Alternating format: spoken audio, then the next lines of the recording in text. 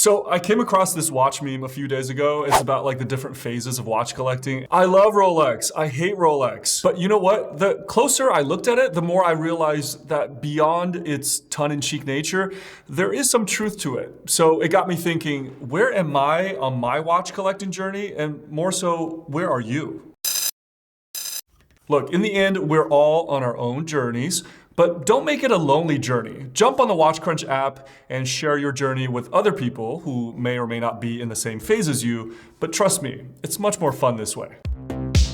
Okay, phase one, Seiko. So this is very much true for me. I mean, not my first watch, but my first real watch was a SARB 033. I bought it probably after watching too many TGV videos, jiggly jangly, and it sent me down this rabbit hole that's led me years later to talking to you. So with that watch, I realized that after I wore it for a year, that I liked the damn thing more than the day that I bought it, which is such a weird feeling to have towards an inanimate object. And over the years, I've enjoyed probably dozens of Seikos.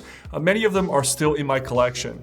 Yes, I do hear the criticism that Seiko prices have gone up over time, but you know, so has their quality, especially with this mid-tier that they've created of sort of professional pro specs and presage watches. These lines have really stepped up their finishing, and you can feel the difference in your hand compared to like a Seiko 5. No, you can't get crackhead deals like before, where I remember paying like $350 for that SARB. Seiko just brought their pricing up more in line with the Swiss counterparts. Then, of course, we had the relaunch of Grand Seiko a few years ago and all the crazy dials they bring to the table. So I feel like this is a brand that has just kind of the entire market and all the price tiers covered. So I like to say there's like my watch collection and then there's my Seiko collection.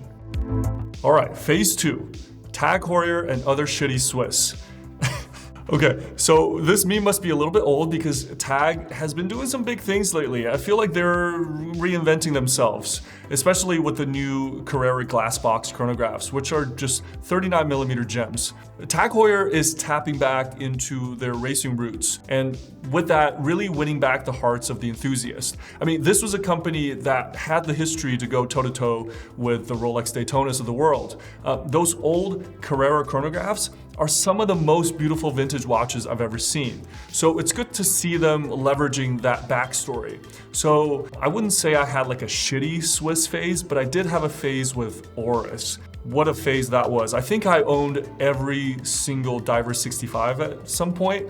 I had the bronze bezel, the green dial, and then I eventually ended up with the blue heritage dial. These watches are super charming with that fat domed sapphire crystal, and they just kind of updated this model as well. Phase three, one decent Swiss. So when I think of my first serious Swiss watch, it probably was my Speedmaster. So I ended up with a 1957 reissue, and it still sits atop my collection as a foundational piece. I love the broad arrow hands. I love the steel bezel, which kind of shrinks the visual size of this watch for my 6.5-inch wrist. And the Speedmaster really brought together, for me, everything that was cool about the Swiss watch industry. It was a well-built, sporty watch. It came from one of the biggest, most enduring names of the industry, and perhaps had the best story behind a wristwatch, with the entire process of being selected by NASA after, multiple grueling tests to be qualified to go into space. But the Speedy still manages to be quite an understated watch and a bona fide strap monster. I have mine on the new 3861 bracelet for a better fit. I mean, there's so many to choose from. You can get a new Speedy, the price is getting up there, but it's got the coaxial META certified escapement. Or you can go neo-vintage like me, nothing wrong with the 1861 movement. Or you can delve into the world of vintage Speedmasters and learn about, the 321. I think there's a Speedy for everybody, especially considering all the special editions that they've made. I think a good entry point to the Speedmaster is the Speedy Reduced. They really fit small wrists well, and you can get into them for about $2K. These watches do present with some headaches when it comes to servicing, but at the end of the day, I do buy into the adage that no collection is complete without a Speedmaster. Phase four, buy all the Rolexes. I don't think I was ever in the financial position to buy all the Rolexes, but I think what they're trying to say here is that When you first get into the hobby, you think that Rolex is king, and then they go through a phase of hating Rolex because, you know, they're not very responsive to the enthusiast's needs. 80s oftentimes make you play games to get a watch. Where I am now is Rolex is just another Swiss brand. I've owned a few Datejusts, OP, I currently have a 5-digit sub. And then I've handled probably all the rest of the models like Explorers and GMTs and whatnot. What I do know is that I don't enjoy the wearing experience of the new 6-digit maxi cases. They're just a bit blocky on my wrist. But look, at the end of the day, I might just be a Tudor guy. Not because it's the poor man's Rolex, but to me, it's the more kind of vintage-inspired, rugged, tooly Rolex that they used to make, the Rolex of yesteryear. Okay, you know the phase that's not on this meme? It's watch modding. So this was like a natural extension for my passion for Seikos. I know it's not like for everybody, but it really allowed me to kind of make combinations that wouldn't otherwise exist. From my early modding days, the website I've always gone to first was Nemoki, and they have actually graciously offered to sponsor this video. So I just did a video where I put one of their Yachtmaster bezels on this $200 SRPD Seiko diver.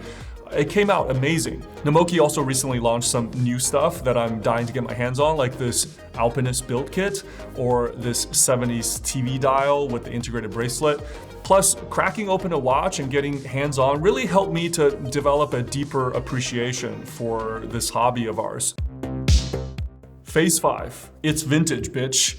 I definitely went hard into this phase. At one point, I remember thinking, why would I ever buy a new watch? I mean, vintage offers more character, I love patina, they're more wrist-friendly sizes, and they're often cheaper.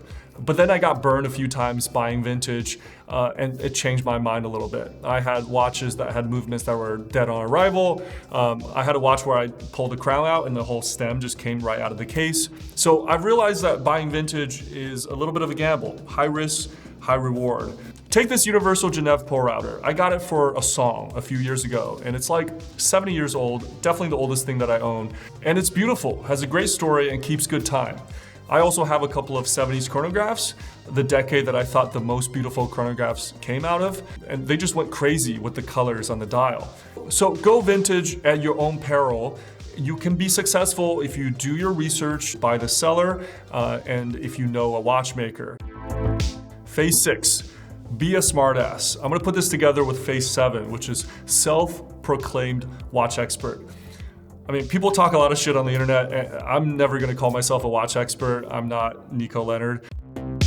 Phase 8, phase 9, realizing the watch industry is BS and been there. I myself have worked on a couple of collaborations with brands and I've sort of seen how the sauce is just made behind the curtain. So I can concur that oftentimes we're buying into marketing because in this modern era, we have like a democratization of things like advanced CNC machining and great designers getting into the microbrand space. I mean, look at this brew. For about 500 bucks, you're getting amazing value for the dollar. It's got an integrated case and bracelet that's reminiscent of the TV dial Speedmaster, and it just oozes bold design with these asymmetric rectangular subdials. Great use of color with juxtaposing blue and yellow accents. And it's just a feast on the eyes with these square hour markers on a textured dial. I mean, I can stare at this watch for an hour. The microbrand space is exploding with great options. So is the watch industry full of shit?